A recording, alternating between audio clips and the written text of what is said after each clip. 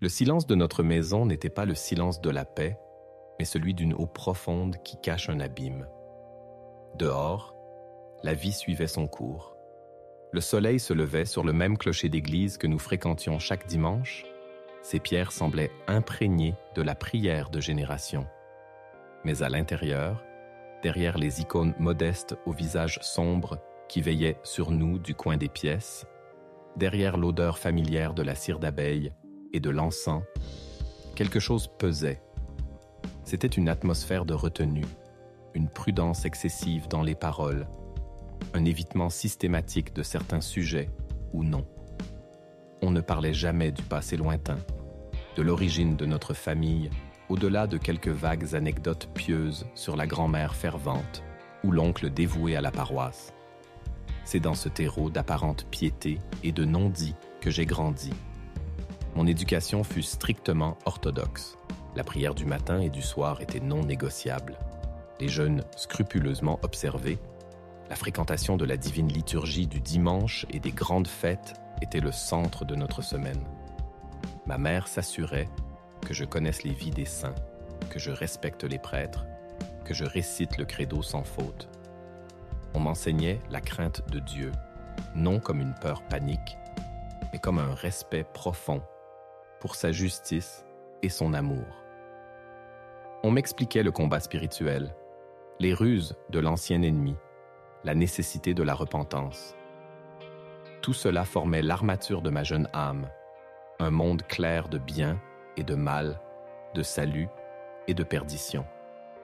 Et pourtant, au milieu de cette clarté doctrinale, il y avait cette ombre dans la maison, cette réticence à regarder en arrière, comme si une partie de notre histoire familiale était une terre aride que la grâce n'avait pas touchée ou que nous refusions de lui exposer.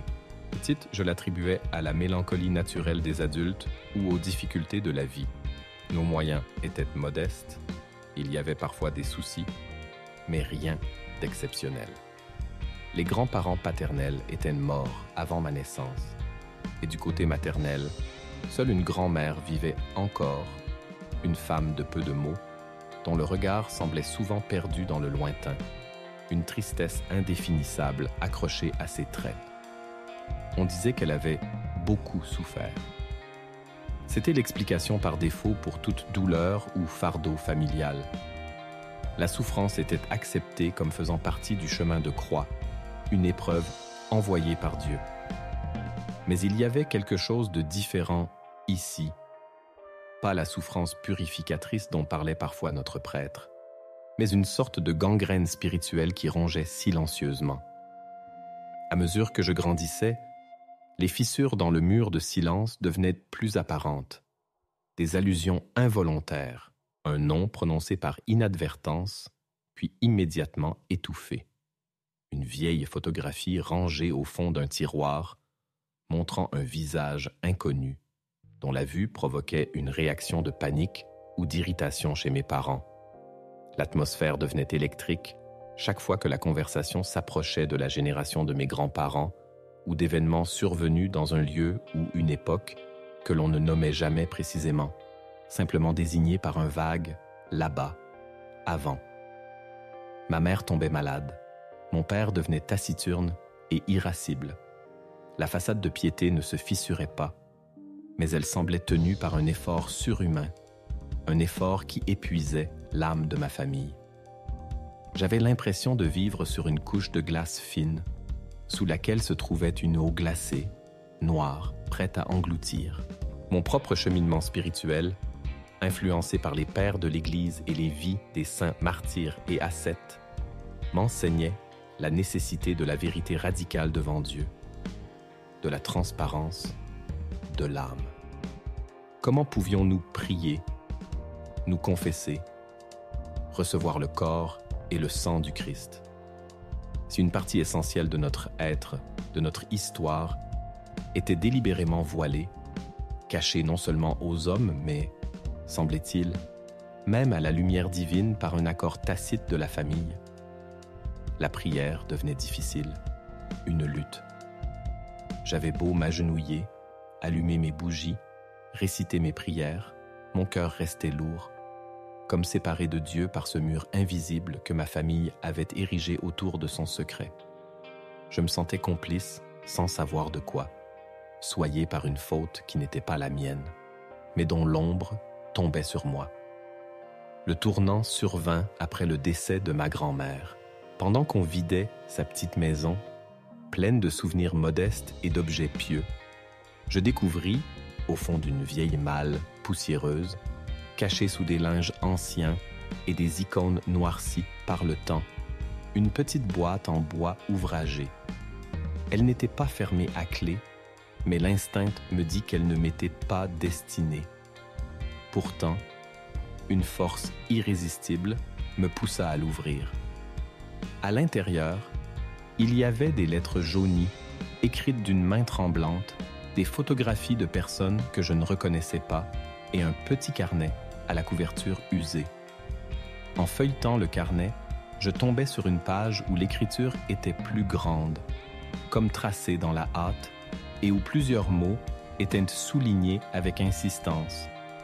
Le chant, le sang, la trahison. Il a tout perdu. Et ma faute est immense devant Dieu. Juste ces mots, énigmatiques et terrifiants. Le froid me saisit. Un frisson parcourut mon échine. Ces quelques mots brisaient d'un coup le silence de 30 années. Ils pointaient vers un acte, une injustice terrible, une trahison qui avait coûté cher à quelqu'un et dont ma grand-mère portait le fardeau, le nommant explicitement une faute immense devant Dieu. Ce n'était pas une souffrance ordinaire, c'était une faute, un péché grave, caché. Je rangeais précipitamment la boîte, le cœur battant la chamade. Je n'osais pas en parler. La réaction de mes parents, j'en étais certaine, serait le déni ou la colère. Mais désormais, la glace était brisée. Je savais qu'il y avait un secret terrible, lié à une faute grave commise il y a longtemps, et que ce secret était la source de l'ombre dans notre maison, du silence pesant, et peut-être même des épreuves que ma famille traversait. Le monde clair de ma foi se brouillait. Comment concilier la dévotion extérieure de ma famille avec une telle confession de péché? Qu'est-ce que cela signifiait pour moi, élevé dans cette atmosphère de mensonge? La prière devenait un cri silencieux, une demande désespérée de lumière au milieu des ténèbres qui commençaient à m'envahir. Je ne savais pas encore toute l'étendue du mensonge dans lequel j'avais été élevé, ni la profondeur du secret que ma famille s'efforçait de dissimuler. Mais le premier fil du labyrinthe était entre mes mains, et je savais que le chemin serait douloureux. Le poids de cette découverte était insoutenable. Ces quelques mots, dans le carnet de ma grand-mère, le chant, le sang, la trahison. Ma faute est immense devant Dieu. Tournait en boucle dans mon esprit. Il jetait une lumière crue, non seulement sur le passé, mais aussi sur le présent, sur cette atmosphère particulière qui avait toujours imprégné notre foyer. Ce n'était pas seulement un secret, c'était un péché caché, une transgression grave qui avait laissé une cicatrice non seulement sur l'histoire familiale, mais, je le pressentais, sur l'âme même des membres de ma famille. Comment vivre avec la connaissance qu'une telle chose s'était produite et avait été dissimulée sous un vernis de respectabilité et de piété? Je commençais à observer ma famille avec un regard nouveau. Les gestes pieux de ma mère, les prières de mon père, autrefois source de réconfort et d'exemple, me semblaient maintenant entachés d'une hypocrisie inconsciente ou délibérée. Comment pouvait-il s'approcher des saints mystères avec un tel fardeau sur la conscience collective, ce fardeau dont j'avais maintenant perçu une parcelle? Leurs souffrances, leurs angoisses, que j'avais toujours attribuées aux épreuves habituelles de la vie, prenaient une autre dimension. Était-elle la conséquence de ce péché non repenti? Une forme de justice divine, non pas vindicative mais pédagogique, pour les ramener à la lumière? Les pères de l'Église, enseigne que les péchés des parents peuvent avoir des conséquences sur les enfants jusqu'à la 3e et 4e génération, si la repentance n'est pas sincère et complète. Cette pensée me glaçait le sang. Étais-je, à mon tour, porteuse de ce fardeau, victime de cette faute ancestrale? Je décidai de chercher d'autres indices avec une sorte de détermination fiévreuse. Je revis les lettres trouvées dans la boîte. Elles dataient d'il y a plusieurs décennies. Certaines étaient illisibles ou cryptiques, mais d'autres mentionnaient des lieux, des dates, des noms. Un nom revenait souvent, celui d'un cousin de ma grand-mère, un certain Dimitri. Les lettres semblaient évoquer un différend, une affaire de terre ou de propriété et un événement tragique. L'une d'elles, écrite par une main différente, mentionnait que Dimitri avait tout perdu et que sa santé s'était détériorée après l'affaire du champ. Une autre, plus tardive, faisait allusion à sa mort prématurée, non sans une note amère sur la façon dont certaines personnes s'enrichissent sur le malheur des autres. Je confrontais ma mère avec une des lettres les moins explicites, feignant de l'avoir trouvée par hasard. Sa réaction fut violente. Pas une colère bruyante, mais un rejet glacial, un ordre de ne plus fouiller dans le passé, de ne pas déranger les morts. Certaines choses doivent rester cachées, me dit-elle avec une fermeté inhabituelle, le visage blême. C'est pour le bien de la famille, pour ne pas réveiller de vieilles douleurs. Ces paroles confirmaient mes pires craintes. Ce n'était pas seulement une vieille histoire triste, c'était quelque chose d'actif, de vivant dans leur mémoire et leur conscience, quelque chose qu'ils s'efforçaient de garder enfoui. Plus je creusais, plus l'histoire se précisait, fragment par fragment, glanée dans les rares documents que je trouvais, dans les silences éloquents de mes parents, dans les regards fuyants. Il y avait eu, des années auparavant, une propriété familiale, un champ, un héritage commun entre ma grand-mère, ou plutôt son époux, mon grand-père, car il semble qu'il fut l'acteur principal de cette affaire, et ce cousin Dimitri. Mon grand-père, cupide ou mal conseillé, avait manœuvré pour s'approprier la majeure partie de cet héritage, utilisant des moyens légaux mais moralement douteux, voire carrément malhonnêtes. Dimitri, un homme apparemment simple et confiant, incapable de se défendre, avait été ruiné. Non seulement il avait perdu ses biens, mais le choc et l'injustice avaient brisé son esprit et sa santé. Il était tombé malade et était mort peu après, laissant derrière lui une épouse et des enfants dans la misère. Ma grand-mère, selon ses notes dans le carnet, avait été au courant, avait peut-être même été passivement complice ou incapable de s'opposer à son mari. La trahison était celle-ci. Un membre de la famille dépouillé par les siens, avec des conséquences tragiques. Ce qui rendait cela terrible dans le contexte de ma famille pieuse n'était pas seulement l'injustice matérielle, mais le parjure implicite devant Dieu.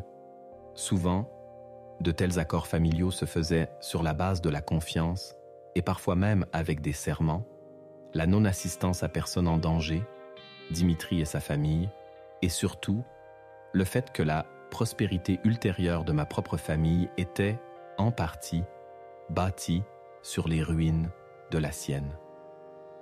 Mes grands-parents s'étaient tus, avaient continué leur vie, leur piété, emportant ce secret et ce fardeau à leur mort. Mes parents, probablement informés au moins partiellement, avaient maintenu ce silence, ce mensonge par omission, pour le bien de la famille, pour préserver leur réputation, pour ne pas remettre en question leur propre héritage, spirituel et matériel, de la part de leurs parents. Mon âme était en tumulte. J'avais été élevé non seulement dans le mensonge d'un passé idéalisé, mais dans une forme d'hypocrisie silencieuse, où la piété extérieure coexistait avec un péché grave, non confessé et non réparé. Comment prier pour le repos de l'âme de mes grands-parents en sachant cela? Comment regarder mes parents sans voir le poids de leur silence? Et surtout, comment trouver la paix pour moi-même? Le fardeau ne m'appartenait pas directement, mais la connaissance me liait à lui. Je me sentais comme Naaman le Syrien, guéri de la lèpre mais portant sur lui une petite quantité de terre de la Terre sainte, ou plutôt, dans mon cas, portant la poussière d'un champ maudit par l'injustice. Je me tournais vers la seule source de vraie lumière que je connaissais, l'Église. Non pas la façade que j'avais côtoyée, mais son cœur mystique, ses enseignements profonds, l'expérience de ses saints. Je pris rendez-vous avec notre prêtre, le Père Michel, un homme d'une grande sagesse et d'une profonde humilité, dont la vie même semblait imprégnée de l'Évangile. Je lui exposais tout, les mots du carnet, les lettres, mon enquête discrète, le silence de ma famille, mon propre trouble spirituel. Je vidais mon sac, les larmes aux yeux, confessant ma propre confusion, mon jugement peut-être trop hâtif sur mes parents, le désarroi de voir mon monde s'écrouler. Le Père Michel écouta attentivement, sans m'interrompre. Son visage exprimait la compassion, mais aussi une gravité sereine. Quand j'eus terminé, un long silence s'installa, seulement brisé par le tic-tac d'une horloge murale et le bruissement léger des feuilles d'un arbre à l'extérieur. Enfin, il parla, sa voix douce mais ferme. « Ma fille, ce que tu as découvert est une chose terrible, non par sa nature exceptionnelle, car hélas, la cupidité et l'injustice sont aussi vieilles que l'humanité déchue, mais par le fait qu'elle a été cachée, enfouie, et qu'elle a ainsi empoisonné l'âme de ta famille. » Il m'expliqua que le péché n'est pas seulement un acte ponctuel, mais une blessure de l'âme qui, si elle n'est pas guérie par la repentance et la grâce divine, peut gangrener la personne et, d'une certaine manière mystérieuse et terrible, se transmettre à travers les générations.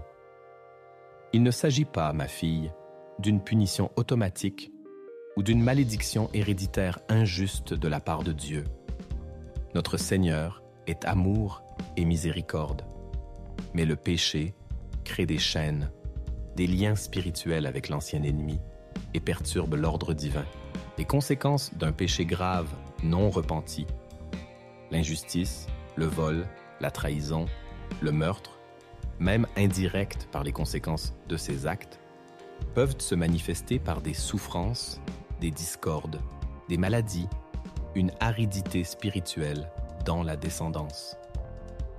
C'est comme une maison construite sur des fondations pourries. Même si la façade est belle, la structure est faible et menace de s'effondrer. Il poursuivit. Ta famille, elle a cherché à couvrir un péché par le silence et peut-être une piété formelle. Mais devant Dieu, rien n'est caché.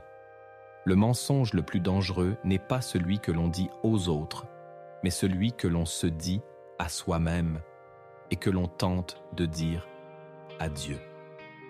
L'hypocrisie formelle ne peut remplacer la vraie repentance, qui est un changement radical du cœur, un deuil du péché, un désir ardent de faire la volonté de Dieu et, si possible, de réparer le mal commis. Il m'expliqua que le fardeau que je ressentais n'était pas une punition pour la faute de mes ancêtres, mais la douleur de l'âme qui perçoit l'injustice et le désordre spirituel. Dieu a permis que tu découvres cela, ma fille. Non pour te plonger dans le désespoir ou le jugement de ta famille, mais pour te donner l'opportunité de briser cette chaîne, d'apporter la lumière là où il y a eu ténèbres, la repentance là où il y a eu dissimulation. Il me conseilla de ne pas juger mes parents ou mes grands-parents avec dureté, car nous ne connaissons pas le poids exact de leur propre lutte intérieure, la force de leur tentation, la mesure de leur conscience. Seul Dieu, est-ce juge. Mais il insista sur ma propre responsabilité maintenant que je savais. Tu ne peux pas changer le passé, ni forcer les autres à se repentir. Mais tu peux te tenir devant Dieu en vérité. Tu peux confesser le fardeau que cette connaissance met sur ton cœur. Tu peux prier intensément pour le repos de l'âme de Dimitri et de sa famille, pour le pardon et la guérison de tes grands-parents et de tes parents. Tu peux, si cela est possible, chercher à réparer l'injustice d'une manière ou d'une autre, non pour payer le péché. Seul le sacrifice du Christ le peut, mais comme une expression sincère de repentance et de charité en mémoire de ceux qui ont été lésés. Et si il souligna l'importance de la prière pour les défunts. Les âmes de tes grands-parents ont besoin de tes prières, peut-être plus que jamais. La prière fervente des vivants peut apporter un grand soulagement aux âmes des défunts. Il m'encouragea également à continuer mes propres pratiques spirituelles, prière, jeûne, participation au mystère, avec encore plus de zèle, mais avec un cœur contrit et humble, non dans une forme, mais dans la vérité. C'est ton chemin de croix à toi, ma fille. Ne désespère pas. Le Christ est descendu aux enfers pour briser les chaînes de la mort et du péché. Il peut aussi briser les chaînes qui lient ta famille à ce passé douloureux si tu t'approches de lui avec foi et repentance. Les paroles du Père Michel étaient comme un baume sur ma blessure, mais elles ouvraient aussi un chemin ardu.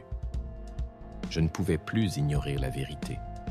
Je ne pouvais pas non plus la laisser me détruire ou me séparer de ma famille, même si leur silence restait une souffrance. Le chemin n'était pas de dénoncer ou de juger selon le monde, mais de porter ce fardeau dans la lumière de la foi, de le transfigurer par la prière et la repentance. Le secret de ma famille était terrible, non seulement pour ce qu'il révélait du passé, mais pour ce qu'il disait de la fragilité de la piété sans la vérité et du poids des péchés non confessés. Mais maintenant, je savais où chercher la guérison. Fortifié par les paroles du Père Michel, je commençais mon propre chemin de repentance et de réparation. Le fardeau de la connaissance ne s'était pas allégé du jour au lendemain, mais il avait changé de nature. Ce n'était plus un poids mort de désespoir, mais une croix à porter avec foi. Un chemin vers la lumière. La première étape fut une confession plus profonde que jamais, non seulement de mes propres péchés, qui me semblaient dérisoires comparés à l'injustice que j'avais découverte, mais aussi du poids de cette histoire familiale sur mon âme, de ma confusion, de ma colère, de mon jugement. Le Père Michel m'accueillit avec compassion, et à travers le mystère de la confession, je sentis une grâce me toucher, une force pour affronter ce qui m'attendait. La prière devint ma respiration. Je priais pour le repos de l'âme de Dimitri et de sa famille, demandant à Dieu de les inclure dans sa miséricorde. Je priais aussi, avec ferveur, pour mes grands-parents, dont j'imaginais l'âme portant encore le poids de leurs fautes. Je priais pour mes parents, pour que la lumière de la vérité touche leur cœur, pour qu'ils puissent trouver la paix dans la repentance sincère, même tardive. Cette prière n'était pas facile. Souvent, mon esprit était assailli par le doute, le ressentiment, la tristesse. Mais je m'accrochais aux mots de l'Évangile, aux vies des saints qui ont traversé des épreuves inimaginables. J'entrepris également des actes concrets, comme le Père Michel me l'avait suggéré. Retrouver la trace des descendants de Dimitri s'avéra impossible. Le temps et les événements avaient dispersé cette branche de la famille. Mais je pouvais agir autrement. Je décidai de faire de mon mieux pour réparer, non pas par l'argent, nos moyens restaient limités, mais par la charité et le sacrifice. Je jeûnais plus strictement, offrant mes efforts pour le salut des âmes impliquées. Je consacrais du temps à aider les nécessiteux dans notre paroisse, voyant dans chaque visage souffrant celui de Dimitri et de sa famille, cherchant à honorer leur mémoire par des actes d'amour envers d'autres. Chaque acte de charité, chaque prière pour les défunts, chaque prosternation était une petite goutte d'eau sur la terre aride de ce passé douloureux, dans l'espoir qu'elle porte un jour du fruit. Parler ouvertement à mes parents s'avéra difficile. Lorsque j'essayais d'aborder le sujet avec délicatesse, ils réagissaient par le même mur de silence, parfois teinté d'agacement. Ma mère répétait que le passé est passé et qu'il ne fallait pas remuer la boue. Mon père devenait distant. Je compris qu'ils n'étaient pas prêts, peut-être jamais, à affronter pleinement la vérité. Leur peur, leur honte, ou simplement leur incapacité à supporter le poids d'une confession sincère les en empêchait. Je ne pouvais pas les forcer. Mon chemin devait être le mien, porter la lumière de la vérité pour moi-même et, par ma prière et ma vie, la porter humblement dans la maison familiale. Au fil des mois, un changement s'opéra en moi. Le secret familial ne me définissait plus. Il était une partie de l'histoire, douloureuse et révélatrice des faiblesses humaines, mais il ne déterminait pas mon destin spirituel. J'avais trouvé la vérité, non dans la connaissance exhaustive des faits, mais dans la façon dont cette connaissance m'avait conduite à une repentance plus profonde, à une dépendance accrue envers Dieu et à une compréhension plus grande de la miséricorde divine. J'avais été élevé dans le mensonge d'une piété parfaite, couvrant une faute grave. Mais ce mensonge m'avait finalement conduite à rechercher la vérité qui libère en Christ. Je continuais à vivre aux côtés de ma famille, les aimant malgré leur faiblesse et leur silence. Je priais pour eux, espérant que ma propre démarche spirituelle soit, d'une manière que seul Dieu connaît, bénéfique aussi pour leur âme. La maison n'avait pas subitement perdu son ombre, mais une lumière différente brillait en moi. Une lumière que le mensonge et les ténèbres ne pouvaient éteindre. Je portais la mémoire du secret et de l'injustice, non comme un poids qui m'écrasait, mais comme un rappel constant de la fragilité humaine, de la gravité du péché, mais aussi de la puissance infinie de la grâce et de la repentance. La prière pour les morts, en particulier pour Dimitri et ses proches, devint une part essentielle de ma vie. J'avais le sentiment de renouer des liens brisés, d'offrir un pont de prière entre ceux qui avaient souffert et ceux qui avaient causé la souffrance, confiant tout à la seule vraie justice et miséricorde, celle de Dieu. Je compris que la véritable réparation n'est pas de refaire le passé, mais de transformer ses conséquences dans le présent par la foi et l'amour. Le terrible secret familial, le mensonge dans lequel j'avais été élevé, était une épreuve, une souffrance. Mais il avait été, à travers la providence divine, le chemin qui m'avait mené d'une piété superficielle à une foi vécue dans les profondeurs de l'âme, une foi capable d'embrasser la souffrance, l'injustice et de trouver l'espérance dans la croix du Christ et sa résurrection.